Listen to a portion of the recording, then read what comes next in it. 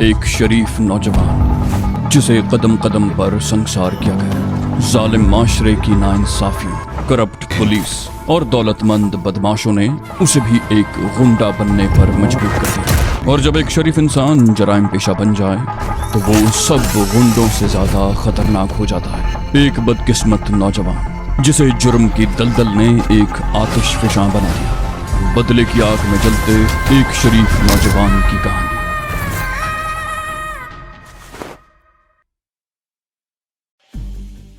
एक हफ्ता गुजर गया। पुलिस की सरगर्मियां भी मांद पड़ गई थीं। एक हफ्ता पहले जिस जोशो खरोश से पुलिस ने शारिक और समीना की तलाश शुरू की थी, अब वो बात नहीं रही थी। वैसे शारिक किसी खुशफहमी में मुब्तला नहीं था। पुलिस की सरगर्मियां मांद पड़ जाने का मतलब ये नहीं था कि पुलिस बिल्कुल ही खामोश हो गई थी। वो जानता था कि पुलिस अब भी मुश्तबा लोगों पर निगाह रखे हुए है। हाजी की पजेरो और कदीर का रिक्शा अगरचे कोठी के गिराज में मौजूद था, लेकिन उन्हें बाहर निकालना खतरे से खाली नहीं था। और जाहिर है तारे को कंधे पर लाद कर नहीं ले जाया जा सकता था। तारे को कोठी से ले जाने के लिए शारिक ने एक और फैसला किया। उसी रात 11 बजे के करीब शारिक कोठी से निकला। उसे लिबर्टी मार्केट के दूसरी तरफ कोठियों की एक गली से एक कार चुराने में कोई दुश्वारी पेश न आई। वो चोरीशुदा गाड़ी कोठी में ले आया था। शापरी को भी फोन करके वहीं बुला लिया गया। इत्तेफाक से गाड़ी में कागजात भी मौजूद थे और वो गाड़ी एक डॉक्टर की थी जो टाउनशिप का रहने वाला था और गालिबन यहाँ किसी से मिलने आया हुआ था। शारिक ने उन कागजात का अच्छी तरह जायजा लेने के बाद उन्हें दोबारा कार के डैशबोर्ड में रखा और अपने कमरे में चला गया। आधे घंटे बाद वो कमरे से निकला तो बिल्कुल बदला हुआ था। उसने शेव करके सफेद पैंट और सफेद शर्ट पहन ली थी। वो बहुत स्मार्ट लग रहा था। उसकी हिदायत पर शापरी भी तैयार हो गई थी। वो भी बहुत स्मार्ट लग रही थी। शारिक ने उसे अच्छी तरह समझा दिया था कि जरूरत पड़ने पर उसे क्या करना है। तारे को बेहोश करके कार की डिग्गी में डाल दिया गया। शारिक ने स्टीयरिंग संभाल लिया और शापरी पैसेंजर सीट पर बैठ गई। कार कोठी से निकलकर गलियों में घूमती हुई सड़क पर आ गई और तेज रफ्तारी से एक तरफ दौड़ने लगी। मेन रोड पर कबाबिश के सामने कारों की एक लंबी लाइन लगी हुई थी। शारिक ने अपनी कार कुछ दूर ही रोक ली और वो दोनों कार से उतरकर टहलते हुए कबाबिश की तरफ चलने लगे। ये स्नैक बार एक बहुत बड़ी कोठी में बनाया गया था, जहाँ शाम के बाद लोगों की आमदोरफ्त शुरू होती और रात गए तक रौनक रहती। शारिक घर से निकला तो किसी और प्रोग्राम के तहत था, लेकिन कबाबिश के सामने गाड़ियों की एक लंबी लाइन देखकर उसने अपना प्रोग्राम बदल दिया। ये उनकी खुशकिस्मती थी कि किसी ने उन्हें गाड़ी पार्क करते या उसमें से उतरते हुए नहीं देखा था। कबाबिश में अच्छा खासा रश था। गाहकों में अक्सरियत नौजवानों की थी, उनमें लड़के भी थे और लड़कियां भी। उन सब का ताल्लुक बड़े घरों से था। रात को देर तक घरों से बाहर रहने पर भी लड़कियों से कोई बाज पुर्स नहीं होती थी। शारिक को ये अंदाजा लगाने में दुश्वारी पेश नहीं आई थी कि अगर वो चरगा, कबाब या तिक्के बनवाना चाहेगा तो 1 घंटे से पहले उसकी बारी नहीं आएगी। लिहाजा उसने कोल्ड ड्रिंक पर ही इक्तिफा किया और वेटर को 2 कोल्ड ड्रिंक्स लाने को कहकर शापरी के साथ एक तरफ खड़ा हो गया। वहां और भी कुछ लोग खड़े थे। शारिक ने ये बात खास तौर से नोट की थी कि आसपास बैठे या खड़े हुए लोग शापरी को तो बड़ी गहरी नजरों से देख रहे थे, लेकिन उसकी तरफ किसी की तवज्जो नहीं थी। वो दिल ही दिल में मुस्कुरा रहा था। उसकी तस्वीर रोजाना अखबारों में छप रही थी और कोई उसे शनाख्त नहीं कर सका था। वो शापरी के साथ हंस हंस कर बातें कर रहा था। शापरी भी बात बात पर मुस्कुरा रही थी। शारिक शापरी के साथ तकरीबन आधा घंटा वहां खड़ा रहा। उसे अंदेशा था कि डिक्की में पड़ा हुआ तारा होश में आकर हाथ पैर न मारना शुरू कर दे। कोल्ड ड्रिंक पीने के बाद शारिक ने बिल अदा किया। तकरीबन उसी वक्त एक टैक्सी वहां आकर रुकी। एक औरत और एक मर्द टैक्सी से उतरे। मर्द नीचे उतरकर ड्राइवर को पैसे दे रहा था कि शापरी और शारिक पिछली सीट पर बैठ गए। ड्राइवर ने पीछे मुड़कर शारिक की तरफ देखते हुए कहा, आप कोई दूसरी टैक्सी ले लें बाबूजी, मेरा टाइम खत्म हो गया है। मैंने 12 बजे टैक्सी जमा करवानी है। शारिक बोला, लिबर्टी तक छोड़ दो भाई। ड्राइवर बोला, चलो ठीक है, मुझे भी उसी तरफ जाना है। अगर मेरा उधर का रास्ता ना होता तो कभी ना बिठाता। ये कहते हुए ड्राइवर सीधा होकर बैठ गया। वो लोग लिबर्टी के चौराहे पर उतर गए। यहाँ भी तिक्के, कबाब, पान, सिगरेट की दुकानों और रेस्टोरेंट्स में अच्छी खासी रौनक थी। सिनेमा का आखिरी शो अभी खत्म नहीं हुआ था। वैसे सिनेमा के शो से उसकी रौनक पर कोई फर्क नहीं पड़ता था। उस चौक पर रात 2-3 बजे तक गहमा गहमी रहती थी। यहाँ भी लोग खा जाने वाली नजरों से शापरी की तरफ देख रहे थे। 1-2 ओबाशों ने आवाजें भी कसे, लेकिन शारिक शापरी का हाथ पकड़े खामोशी से चलता रहा। रजिया वाली कोठी की तरफ आने के लिए उन्हें तवील चक्कर काटना पड़ा था। शारिक का ख्याल था कि शापरी को गेट पर ही छोड़कर चला जाएगा। फिर उसने सोचा कि रजिया और माजी से भी मिल ले और नौलखे की खैरियत भी दरियाफ्त कर ले। वो तकरीबन 1 हफ्ते से इस तरफ नहीं आया था। माजी सो गई थी, लेकिन रजिया ने उन्हें जगा दिया। शारिक कुछ देर उनके पास बैठा बातें करता रहा, फिर नौलखे वाले कमरे में आ गया। वो जाग रहा था। शारिक को देखकर उसके होंठों पर मुस्कुराहट आ गई। वो उठकर बैठ गया। बोला, आज तो माशाल्लाह बड़े स्मार्ट लग रहे हो शारिक भाऊ, तुम्हें किसी की नजर न लग जाए। शारिक ने मुस्कुराते हुए कहा, मैं नजर प्रूफ हूँ, मुझे किसी की नजर नहीं लगती। वो पलंग के करीब कुर्सी घसीट कर बैठ गया। फिर बोला, अब तबीयत कैसी है? नौलक्खे ने कहा, पहले से बहुत अच्छा हूँ, 2-4 दिन के बाद तुम्हारे साथ तफरी शुरू कर दूंगा। शारिक बोला, बिल्कुल नहीं, तुम कम से कम 1 महीना मुकम्मल आराम करोगे। तुम्हारे सिलसिले में मैं कोई रिस्क नहीं ले सकता। अगर दोबारा बीमार पड़ गए तो तुम्हारा जिंदा बचना मुश्किल हो जाएगा। नौलक्खे ने गहरा सांस लेते हुए कहा, हाँ, डॉक्टर अहमद भी यही कहता है, लेकिन तुम अच्छी तरह जानते हो कि नौलक्खा इस तरह चारपाई पर नहीं पड़ा रह सकता, वो भी ऐसी सूरत में जब मेरा यार चारों तरफ से दुश्मनों में घिरा हुआ हो। शारिक मुस्कुराया, बोला, मुझे तुम्हारी जिंदगी ज्यादा अजीज है। तुम्हारा यार दुश्मनों से निमट रहा है, तुम देख रहे हो मैं सही सलामत हूँ, कोई आज तक मेरा कुछ नहीं बिगाड़ सका। नौलक्खे के मुंह से गहरा सांस निकला। बोला, ठीक है भाई, तुम लोगों ने ये तय कर ही लिया है तो ठीक है। अच्छा, जरा ये बताओ समीना बीबी कैसी है? कई रोज से उसे भी नहीं देखा। शारिक बोला, समीना भी ठीक है। शारिक काफी देर तक उससे बातें करता रहा और जब वो जाने लगा तो रजिया ने उसे रोक लिया। बोली, आज यहीं रह जाओ ना भैया, कई दिन के बाद आए हो, तुमसे बहुत बातें करनी है। शारिक मुस्कुराते हुए बोला, ठीक है, तुम्हारी फरमाइश तो रद्द नहीं कर सकता। उसने फोन पर समीना को इत्तला दे दी कि वो आज रात यहीं रहेगा। वो रात 2:30-3 बजे तक बातें करते रहे। रजिया भी उसे मजबूर कर रही थी कि सारे काम धंधे छोड़कर वो लोग किसी दूसरे मुल्क चले जाएं, जहां गुमनाम रहकर सुकून की जिंदगी गुजार सकें। शारिक ने उससे भी यही वादा किया कि हाजी वाले मामले से निमटने के बाद वो सब कुछ छोड़ देगा। नौलक्खे ने मुदाखलत करते हुए कहा, रजिया ठीक ही तो कह रही है शारिक बाबू, खुद सोचो यार, ये भी कोई जिंदगी है, छुप छुप कर जी रहे हैं, छोड़ो सब कुछ, इन सबको लेकर निकल चलो यहाँ से। शारिक मुस्कुराया, बोला, तो तुम भी इनके साथ हो? नौलक्खा बोला, कौन नहीं चाहता कि वो आराम की जिंदगी गुजारे, बस बहुत हो चुका, छोड़ दो अब ये सब कुछ।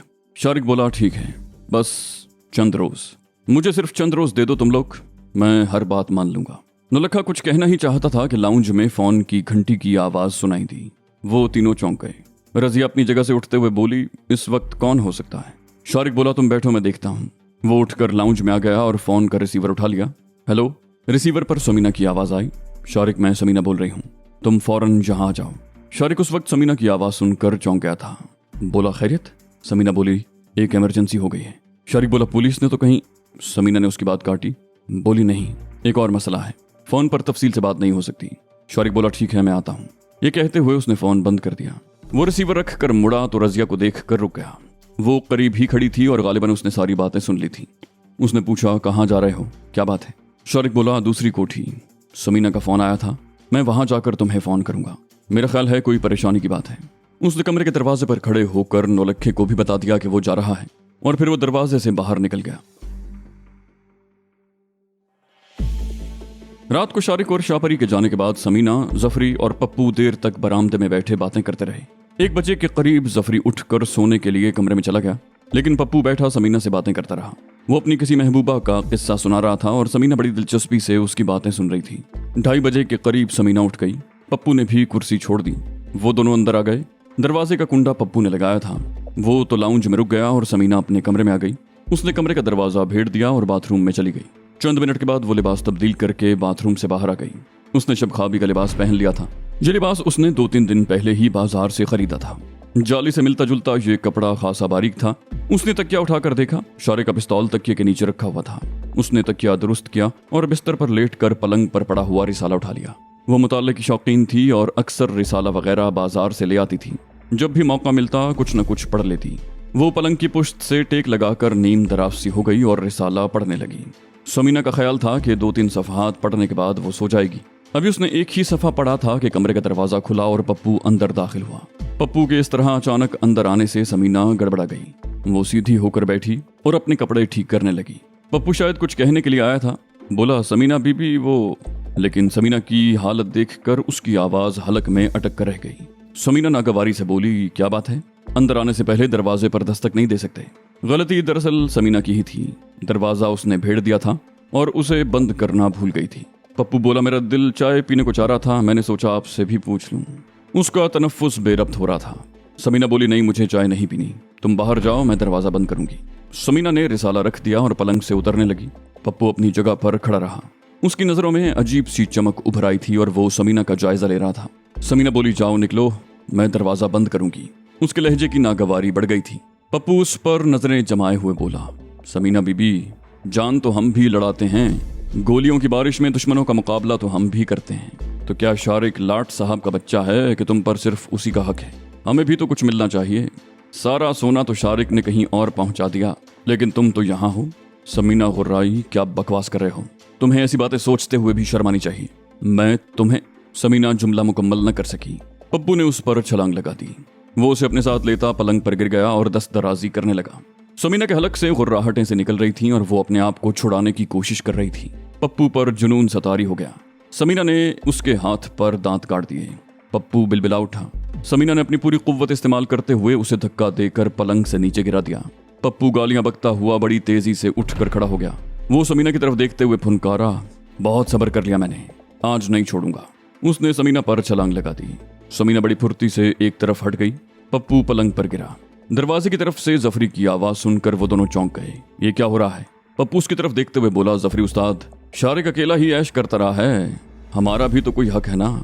शारिक धोखे से यहाँ से सारा सोना ले गया, उसे हम पर एतमाद नहीं है, लेकिन आज की रात तो ये यहाँ अकेली है। जरा देखो कैसी कयामत है। पप्पू की बातों से जफरी भी लड़खड़ा गया। उसकी नीयत में भी फतूर आ गया। वो भी भूखी नजरों से समीना की तरफ देखने लगा। बोला, लानत हो तेरे पे पप्पू, ये लौंडी तेरे काबू में नहीं आ रही। चल आगे बढ़, उठाकर पटक दे इसे बिस्तर पर। समीना गुर्राई, नमक हराम, मैं तुम दोनों को जिंदा नहीं छोड़ूंगी। पप्पू ने समीना पर छलांग लगाई। समीना झुकाई देकर पलंग पर गिर गई। वो दूसरी तरफ उतरना चाहती थी, लेकिन पप्पू ने उसको टांग से पकड़ लिया और अपनी तरफ खींचने लगा। समीना ने दोनों हाथों से पलंग की पुश्त को पकड़ा और टांगों को जोर जोर से झटके देने लगी। उसका एक हाथ पलंग की पुश्त से हट गया और तकिए की पुश्त पर पड़ा, और फिर एकदम उसे याद आ गया कि तकिए के नीचे शारिक का पिस्तौल पड़ा हुआ है। उसने हाथ तकिए के नीचे डालकर पिस्तौल पकड़ लिया। उसी वक्त जफरी भी छलांग लगाकर पलंग पर आ गया और समीना को गिरफ्त में लेने की कोशिश करने लगा। समीना ने पूरी कुव्वत से टांगों को झटका दिया।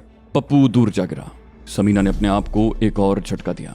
जफरी की गिरफ्त ढीली हुई तो समीना बड़ी तेजी से सीधी हो गई। ठीक उसी लम्हे जफरी उसे गिरफ्त में लेने के लिए एक बार फिर उस पर झपटा था। समीना ने पिस्तौल वाला हाथ आगे निकालकर गोली चला दी। गोली जफरी के सीने में लगी। उसके जिस्म को एक जोरदार झटका लगा। वो चंद लम्हे फटी फटी नजरों से समीना की तरफ देखता रहा। फिर उसके जिस्म को एक और झटका लगा और वो पीछे गिर गया। पप्पू उस वक्त उठकर समीना की तरफ बढ़ रहा था, लेकिन समीना के हाथ में पिस्तौल देखकर रुक गया। उसने गोली लगने के बाद जफरी के जिस्म को झटके लेते हुए देखा था। उसकी आंखें खौफ से फैलती चली गई थीं। उसने गोली लगने से बहुत से लोगों को मरते देखा था, लेकिन किसी के जिस्म को इस तरह झटके लगते नहीं देखा था। समीना भी जफरी की तरफ देख रही थी। पप्पू ने अचानक ही उस पर छलांग लगा दी। समीना गाफिल नहीं थी। उसने बड़ी फुर्ती से अपनी जगह से हटते हुए ट्रिगर दबा दिया। गोली पप्पू की पेशानी पर लगी। वो अपने ही झोंक में पलंग की पुश्त से टकरा गया। पप्पू के मुंह से आवाज तक न निकली, लेकिन उसकी खोपड़ी के परखचे उड़ गए। गोली अंदर जाकर फट गई थी, जिसने उसका भेजा उड़ा दिया था। खून के कुछ छींटे समीना के जिस्म पर भी पड़े। समीना के चेहरे पर दरिंदगी के तासुरात नुमायां थे, लेकिन फिर उसके चेहरे के तासुरात बतदरीज नॉर्मल होते चले गए। उसने अपने जिस्म को देखा। जहां जहां खून के छींटे थे वो कराहत सी महसूस करने लगी। उसने कुर्सी पर पड़ा हुआ तौलिया उठाकर जिस्म से खून साफ किया और कमरे से बाहर आ गई। उसका ख्याल था कि फायरिंग की आवाज अगर कहीं सुन ली गई होगी तो वो किसी बड़ी मुसीबत में फंस जाएगी, लेकिन उसका ख्याल गलत निकला। एक तो उस पिस्तौल की आवाज हैरत अंगेज तौर पर बहुत कम थी, और दूसरे फायरिंग कमरे में हुई थी। खिड़कियां बंद थीं। आवाज ज्यादा दूर तक नहीं गई होगी, और यूं भी रात का पिछला पहर था और लोग गहरी नींद में थे। वो चंद मिनट लाउंज में खड़ी रही। फिर उसने राहदारी वाले दरवाजे का ताला खोल दिया। अब बाहर से भी हैंडल घुमाकर दरवाजा खोला जा सकता था। फिर फोन का रिसीवर उठाकर रजिया वाली कोठी का नंबर डायल करने लगी। उसने शारिक को सूरत हाल से आगाह करने के बाद कहा, ठीक है, मैंने बरामदे वाला दरवाजा अनलॉक कर दिया है। बाहर का गेट फांद कर अंदर आ जाना, मैं बाथरूम में जा रही हूँ। उसने रिसीवर रख दिया। अपने कमरे में आकर उसने कुर्सी पर पड़े हुए कपड़े उठाए और कमरे से निकलकर दूसरे कमरे के बाथरूम में घुस गई। वो तकरीबन 10 मिनट बाद जीन्स और शर्ट पहनकर बाथरूम से निकली। कमरे से निकलने से पहले उसने बाहर झांका। राहदारी का दरवाजा बंद था। उसने पिस्तौल हाथ में ले लिया और बाहर आकर बरामदे में कुर्सी पर बैठ गई। उसकी नजरें गेट की तरफ लगी हुई थी। 10 मिनट और गुजर गए। शारिक अभी तक नहीं आया था। हालांकि सिर्फ 10 मिनट का रास्ता था, और फिर वो दफतन चौंक गई। कोई शख्स गेट पर चढ़ रहा था। पहले उसका सिर्फ सर नजर आया, और फिर वो आहिस्ता आहिस्ता ऊपर उठने लगा, और चंद ही सेकंड के बाद धब की हल्की सी आवाज से अंदर कूद गया। वो शारिक था। समीना पिस्तौल हाथ में लिए तारीकी में बैठी रही। शारिक बरामदे में पहुंच गया। और फिर दरवाजे की तरफ बढ़ते हुए ठिठक कर रह गया। वो उसकी तरफ देखते हुए बोला, समीना तुम यहाँ बैठी हो? समीना बोली, यहीं बैठूं। शारिक उसके करीब ही कुर्सी पर बैठ गया। बोला, क्या हुआ था, तफसील से बताओ। समीना बोली, मैं शब ख्वाबी का लिबास पहनकर अपने कमरे में लेटी थी। इत्तेफाक से मैं दरवाजा अंदर से बंद करना भूल गई। फिर वो तफसील से उसे सब कुछ बताने लगी। आखिर में वो कह रही थी, ये हमारी खुशकिस्मती है कि मुझे इस हालत में देखकर वो खुलकर सामने आ गए। उन्हें इस बात का अफसोस था कि हमने सोना कहीं और मुंतकिल कर दिया है, और ये कि हम इन्हें हिस्सा नहीं देना चाहते।